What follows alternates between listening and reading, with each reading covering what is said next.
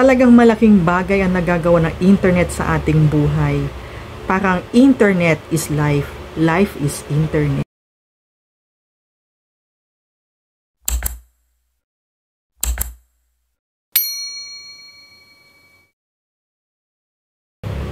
Hello mga guys, so pag-usapan natin ang tungkol sa internet connection.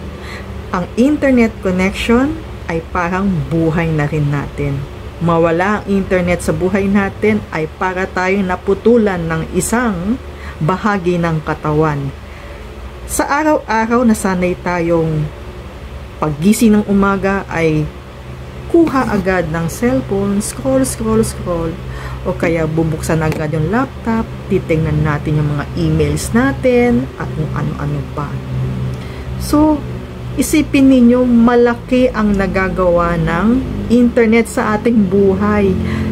Ika nga parang ano na ito, parang daily routine na rin natin sa paggising natin sa umaga. Ayan, internet agad. Nung siguro past 2 days ago, nagtry ako mag-scroll sa isa sa mga social media. At alam ko familiar kayo dito sa TikTok. Alam kong lahat naman kayo ay familiar sa TikTok. So, habang ako nag-scroll, marami akong nakita doon sa mga vlogger o content creator. Sineshare nila yung kanilang success sa buhay. Makikita ninyo na ang bata-bata pa lang meron ng sariling bahay, may sariling kotse, may sarili na silang negosyo, may sarili na silang ipon. Nakakatuwa kasi at the early age, natututo silang maging entrepreneur. Hindi na kailangan kumuha ng mga courses, o diba? Sila mismo nagagawa nila sa pamamagitan ng kanilang presentation, kung paano na pinipresenta sa sarili nila, kung paano nila ibenta yung kanilang produkto, kung paano nila sabihin, sambitin, o diba, napaka-gifted nila sa kanilang pagsasalita. So, nakakatuwa talaga kasi unlike before, share ko sa inyo guys ang aking journey before nung ako kagagraduate ko lang ng college. So, yun na nga guys, kagagraduate ko lang ng college, syempre, kailangan maghanap ka ng trabaho.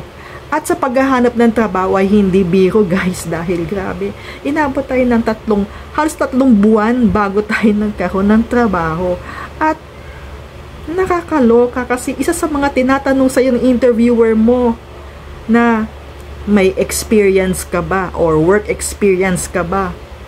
Syempre, sasagot mo lang, maliban sa OJT, talaga ka namang wala kang work experience. Paano ka magkakaroon ng work experience kung hindi mo bibigyan ng pagkakataon yung aplikante para magtrabaho, para magkaroon siya na experience? Anyway, may mga trainings naman yan, may mga, syempre, orientation yan, at hindi naman kagad-kagad isasabak yung na-hire na aplikante doon sa kanyang working area, dahil kapag sinabak mo yan, dinerecho mo siyang isabak doon sa working area, ay malamang nagkaloko-loko yung sistema ng ng opisina, o diba?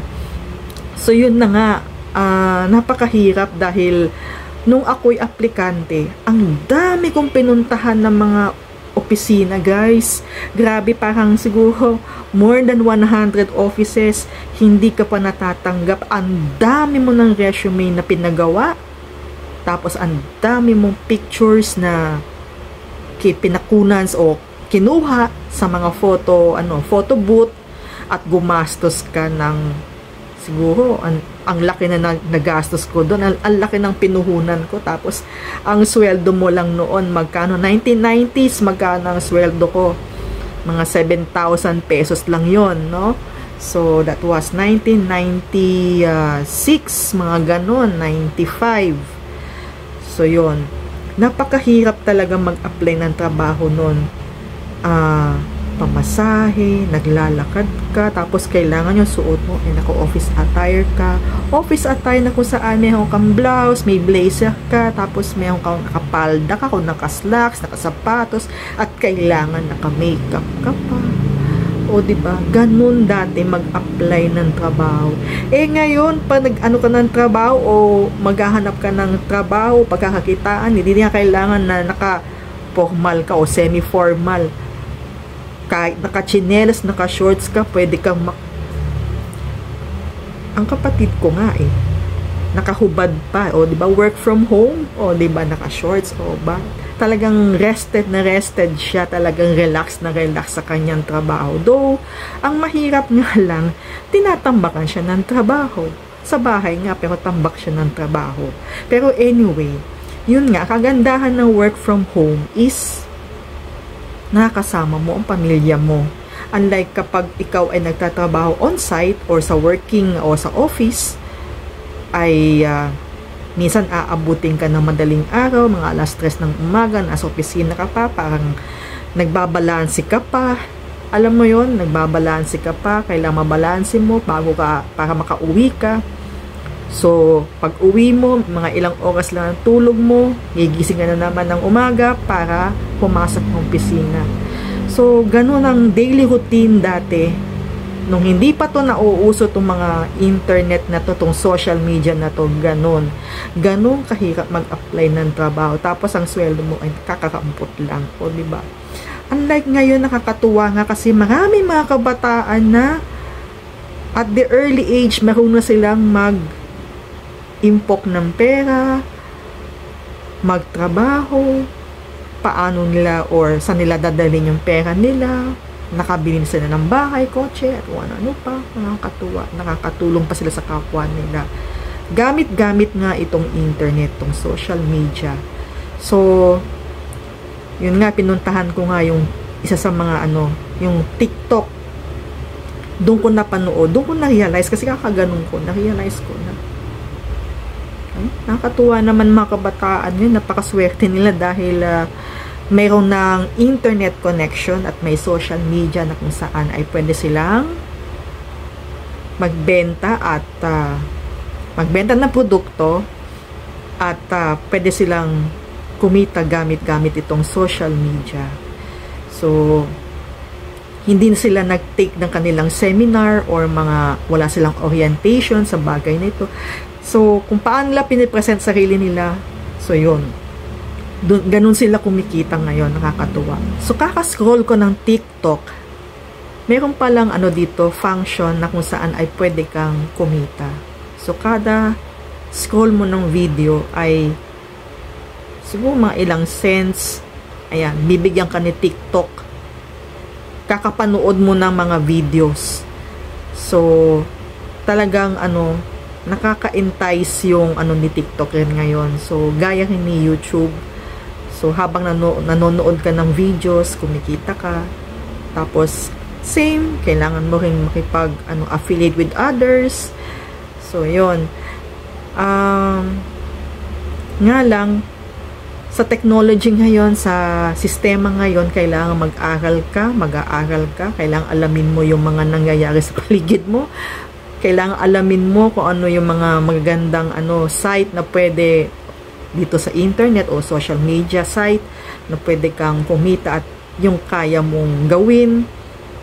So, ayan, kailangan talaga nag-aaral ka, nag-research ka, nag-review ka para malaman mo kung ano yung magandang site, kung ano yung magandang social media na pwede kang kumita at kaya mo namang gawin.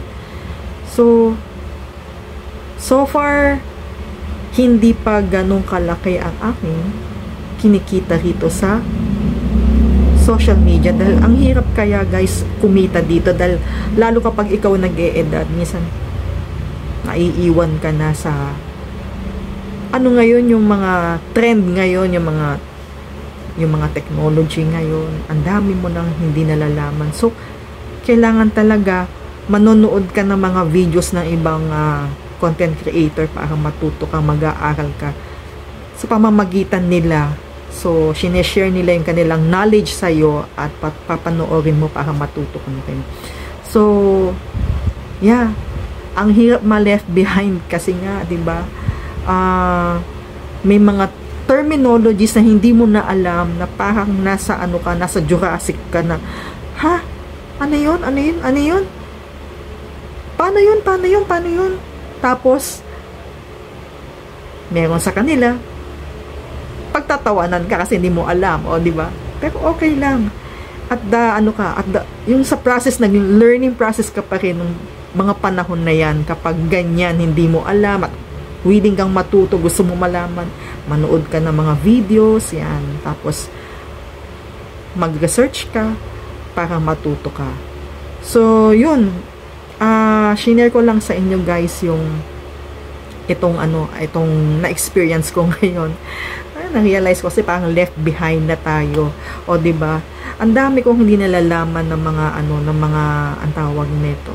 Yung mga gaya niya social media na na pwede ka palang kumita, pwede ka palang maglagay ng mga produkto mo dito, pwede ka palang. So kailangan talaga pag-aaralan mo talaga lahat para kung talagang gusto mong kumita. At kailangan talaga tsatsagain mo talaga at mahabang pasensya at talagang mahabang saliksik ang gagawin mo. Hindi yung poke ay nag-YouTube ka, magpasok ka ng video, tapos na, yun na. Kailangan saliksikin mo, mag-research ka, tingnan mo kung paano kumita sa halimbawa tong YouTube, kung paano ka kikita dito, anong gagawin mo, anong paraan mo. Though kailangan talaga ng panahon at oras ang gugugulin mo para nasa ganon ay umangat ka. So, ako, hindi ko magagawa na 24/7 or 8 hours a day or 5 hours straight na nakatutok dito sa social media kasi may mga iba pa tayong pinaggagawa.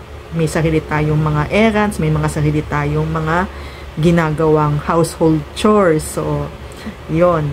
Pero nakakatuwa talaga guys kung talagang pwede ka talagang kumita sa social media at pwede ka talagang yumaman. So, yan ang aking vlog for the day. At shinare ko lang sa inyo guys yung aking ginawa nitong nakarang araw at yung point of view ba na-realize ko na, pwede palang kumita sa ganito, ganyan. And shinare ko sa inyo yung mga good things na nangyari dun sa iba sa mga content creator na talagang kumita, talagang nakaka-inspire lalo ngayon yung marami mga kabataan na talagang kumikita na, talagang tiyagaan lang talaga, talagang pasensya, talagang siguro sila dumaan din sila sa matinding pagsubok bago marating yung kanilang tagumpay na yan. So nakakatuwa lang naman talaga. So yun guys, maraming salamat sa inyong lahat sa kakapanood ng aking video. At doon sa lahat ng mga first timers, please don't forget to subscribe and pakiclick na rin yung notification bell para ma-notify kayo sa mga updated na videos na aking ipapasok dito sa YouTube. Pakiclick na rin yung like button at pwede kayong mag-iwan na inyong comments sa comment section below. So ayan, once again, thank you very much. Always stay safe and God bless. Hanggang sa muli natin pagkikita, kita-kits tayo. Bye-bye!